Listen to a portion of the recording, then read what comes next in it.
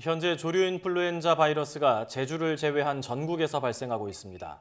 이에 따라 지난 16일 국가위기 경보 단계를 경계 단계에서 심각 단계로 격상하며 인체 감염 예방에 대해서도 주의를 기울이고 있는데요. 네, 지금 확산하고 있는 조류 인플루엔자 바이러스의 위험성 또 인체 감염 가능성에 대해서 건국대학교 수의학과 류영수 교수 연결해서 자세히 알아보겠습니다. 안녕하십니까? 네, 안녕하십니까. 유영수입니다. 네, 교수님. 지금 고병원성 조류인플루엔자 이 AI가 굉장히 좀 빠르게 확산하고 있습니다. 현재 국내에서 어느 정도 이 확산이 되고 있는 상태입니까? 네, 10월 28일 날 우리가 이제 서해안 쪽에서 이 고병원성 조류인플루엔자 바이러스가 확인된 이후에 11월 초에 확진이 되고 계속해서 이 바이러스가 전국적으로 지금 확산을 하고 있고요. 제주도 그다음에 전남 일부를 제외하고는 바이러스가 지금 계속해서 검출이 되고 있기 때문에 전국적으로 그 심각한 상황이다 이렇게 말씀을 드릴 수가 있겠습니다. 네. 무엇보다 여러 농가, 농민들의 좀 걱정이 클 것 같은데 그렇다면 이 국내 조류인플루엔자 바이러스 확산의 주요 원인은 좀 무엇이라고 판단하시는지요?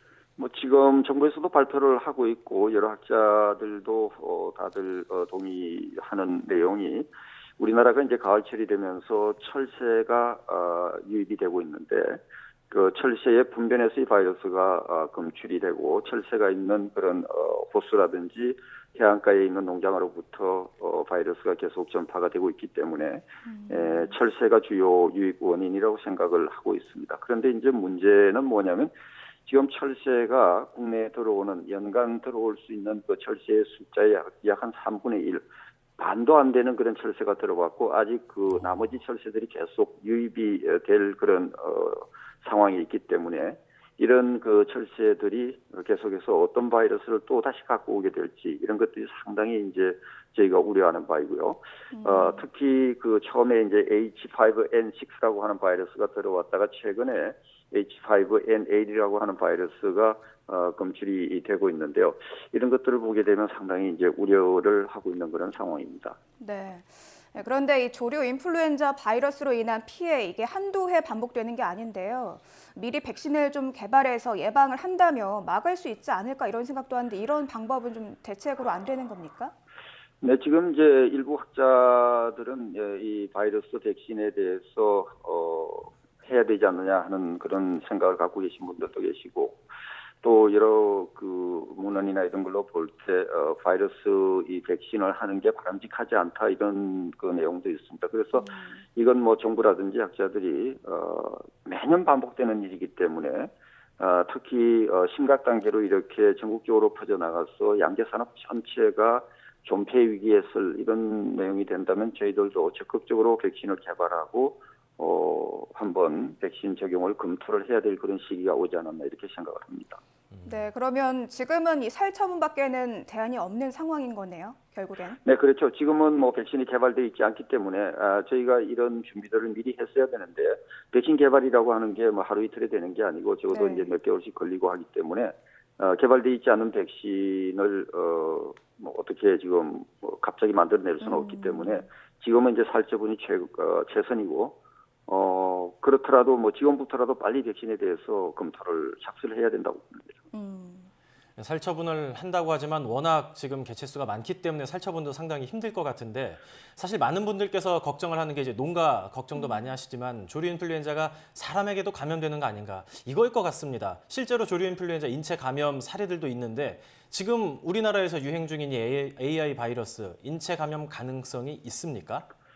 네, 맞습니다. 지금 뭐 아까도 말씀드렸지만 약 2천만 마리 이상의 오리 닭을 지금 살처분해서 메모한 상태이고요. 앞으로 또 얼마나 더 많은 그런 닭을 살처분을 해야 될지 모르는 상황에서 지금 인체 감염 이제 얘기가 나오고 있고 실제 우리나라에 발생하고 있는 H5N6라고 하는 이 바이러스가 중국에서 사람의 감염이 돼서 많은 숫자는 아니지만 17명 중에 그래도 10명 정도의 그 사람이 사망을 한 그런 바이러스입니다. 굉장히 그 치명적이란 얘기죠.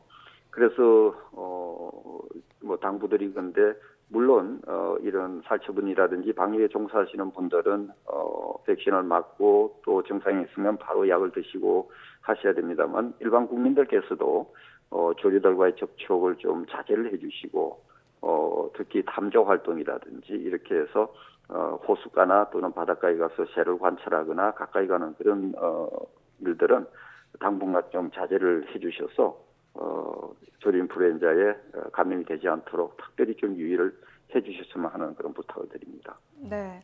그런데 이 AI 바이러스가 RNA 바이러스라고 해서 좀 유전자 변이가 많은 바이러스 종류로 알고 있는데 이게 자칫 유전자 변이를 통해서 그 감염력이 좀 강화됐을 가능성도 있지 않을까 하는 우려도 생기거든요. 어떻습니까? 그래서 이 뭐 교과서적으로 말씀을 드릴 수밖에 없지만 인플루엔자 바이러스는 변이가 심합니다. 말씀하신 대로 유전자의 변이가 계속 일어나고 있고 그건 뭐 옛날부터 지금도 일어나고 있고 앞으로도 일어날 것인데 대신 이제 이 변이가 일어난다고 해서 꼭 병원성이 강해진다.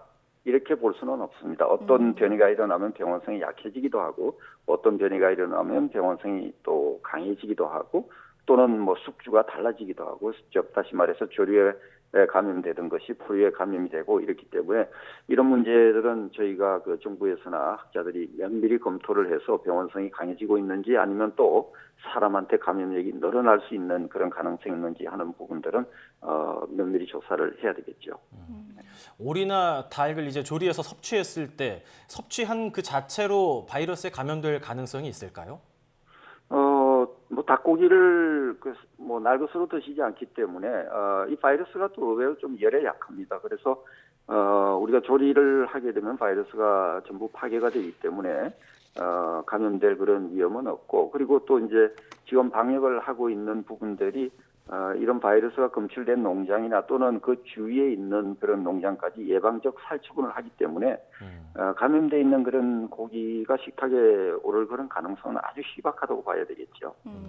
일단 이제 조리된 식품으로 섭취했을 때는 뭐 바이러스에 감염될 가능성이 아주 희박하다 이렇게 말씀을 하셨는데 고기뿐만 아니라 이 달걀에 대해서도 걱정하시는 분들이 상당히 많습니다. 조류 인플루엔자 바이러스에 걸린 닭이나 이제 오리가 낳은 알 여기에 바이러스가 남아 있을 가능성도 있나요?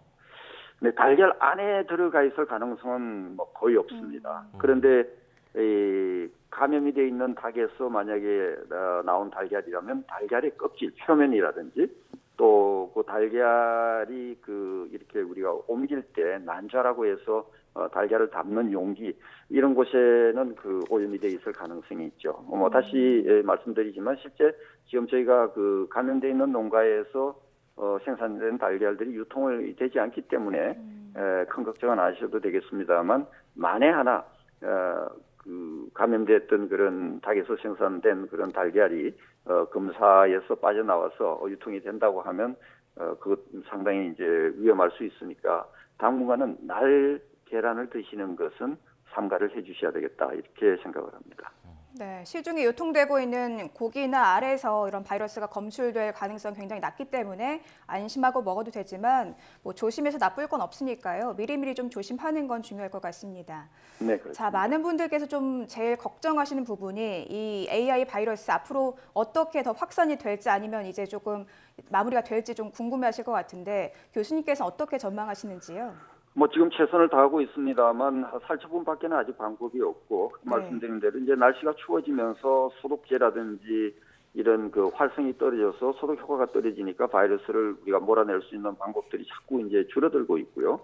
또 철새가 지금 3분의 1 정도밖에 날아오지 않았다고 해서 상당히 많은 철새가 이제 다 더 날아와서 어떤 바이러스를 가지고 오고 어떻게 확산을 시킬지 모르는 이런 상황이 있습니다. 그래서 뭐 가능하면 빨리 지금 방역 조치를 취하고 농가에서는 조금이라도 이상이 있으면 빨리 신고를 해서 다시 재확산되는 것을 좀 막아주고 하는 방법밖에는 지금 다른 방법이 없겠네요. 그래서 국민 여러분들께서 뭐 조류 닭이 있는 곳에 좀 접근을 금지해 주시고 또 닭을 키우시는 분들은 상호간의 그런 거래 또 왕래를 좀 상가를 해주시고 그다음에 발생하는 그런 이상이 있을 경우에 빨리 신고를 하셔가지고 근원적으로 바이러스의 원천을 빨리빨리 이렇게 싹을 잘라가는 그런 방법들이 지금으로서는 방역의 최선이라고 생각을 합니다. 네. 이제 앞서 계란을 이제 날로 먹지 말 것 이런 것들을 당부를 해주셨는데 아무래도 이제 국민들이 여러 가지 예방 수칙들 그리고 지켜야 할 생활 수칙들을 좀 더 꼼꼼하게 살펴보는 게 중요하지 않을까 이런 생각이 듭니다. 지금까지 건국대 수의학과 유영수 교수였습니다. 오늘 말씀 감사합니다. 네, 감사합니다.